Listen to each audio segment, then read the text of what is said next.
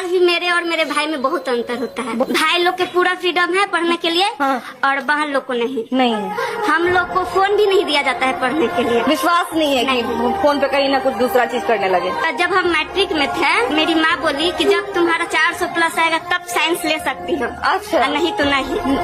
399 आ गया। 400 प्लस में तो टॉप कर देता है लोग। हाँ, तो 400 प्लस नहीं आया, 399 आ गया। उसी के कारण आज आर्ट्स कर रहे हैं। बाप रे, 399 आया इसलिए, मतलब 400 बोली थी और 399 आ गया इसलिए साइंस नहीं देने को मिला।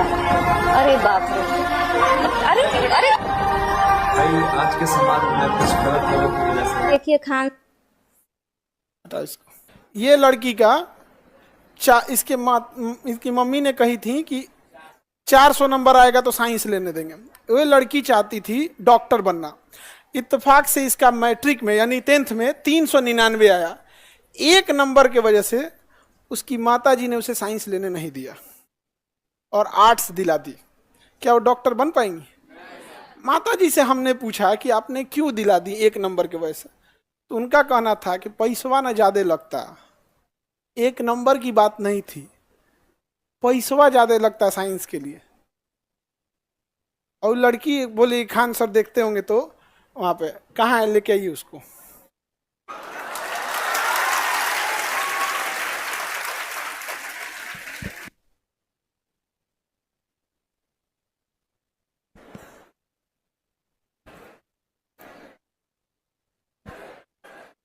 तुम लोग बैठे रहना शांति से।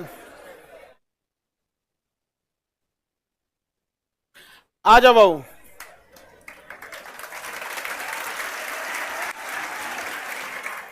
ऊपर आ जाइए, ऊपर। आप डॉक्टर बनने से पहले ही आ गई यहाँ। यहाँ आ जाइए माता जी, आप भी आ जाइए।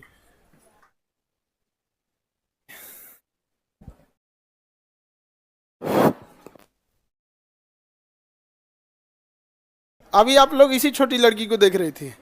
400 में 399 आया, इसलिए बेचारी ये साइंस नहीं ले पाई और इनका सपना है डॉक्टर बनने का। तो अब नहीं ले पाई, क्या समस्या था? हम तो आपका एक वीडियो देखे, हम तुरंत टीम को बोले कि हमको भाई पता करो ये कहाँ की झांसी की रानी है, भाई इसको पता करिए, इनको डॉक्टर बनना है तो डॉक्टर बनना होगा इनको। किसी के समय किसी की पढ़ाई में पैसा बाधा आने नहीं देंगे हम। तो बबनी बताइए आप क्या क्या था? ये माई का ये तो टीचर बनने के बाद होता है, हम पहले ही बता देते आपको।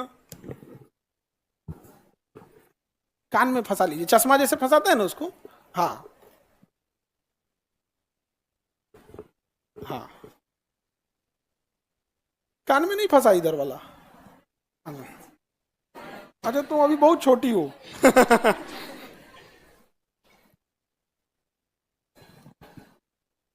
बताइए अपने बारे में क्या क्या समस्या था।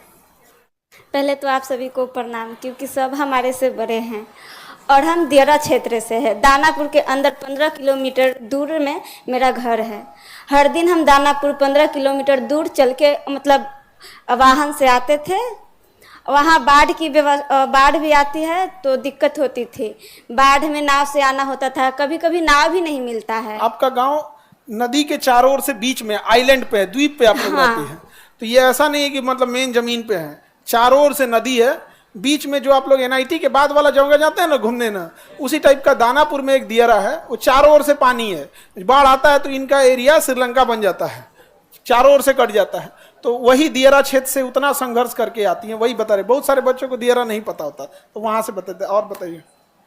और बाढ़ आता है तब तो नाव से आना होता है। जब पीपा पुल बन जाता है, बाढ़ पानी कम हो जाता है तो पीपा पुल बन जाता है।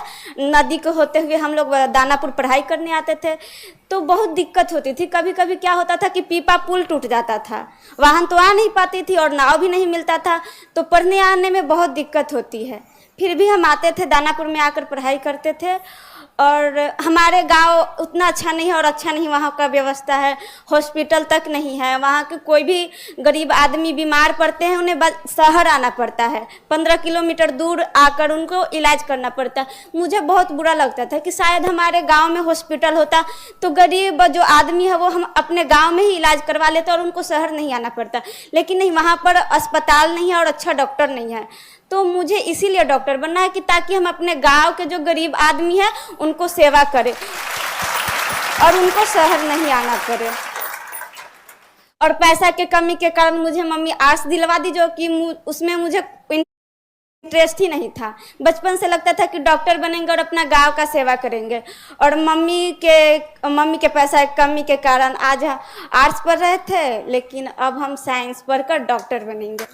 अब हिम्मत देखिए, मैट्रिक के पिछले साल पास कर गई, लेकिन आर्ट्स में एडमिशन भी हो गया, लेकिन अब उसको कैंसिल करके अब ये दोबारा इंटर में जाएंगे। इंटर कंप्लीट 11th हो गया ना बाबू आपका? Yes sir. अब ये दोबारा 11th में जाएंगी साइंस लेकर, और फिर साइंस से पढ़ेंगे।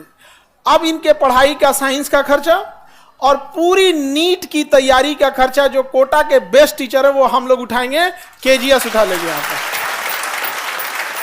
और इनको एक वीडियो देखे जिसमें इनको मोबाइल भी नहीं लेने दिया गया था, जबकि इनके भाई पढ़ते हैं यहाँ पे। ये आप ये ना, इनके भाई आइए ऑनलाइन क्लास करते हैं अपने यहाँ से, लेकिन बबनी का कहना था कि भेदभाव होता है। तो अभी एक तो वो भी भाई है, एक तो इधर देखो बड़का भाई, समझ में आ गया कि नहीं आ गया?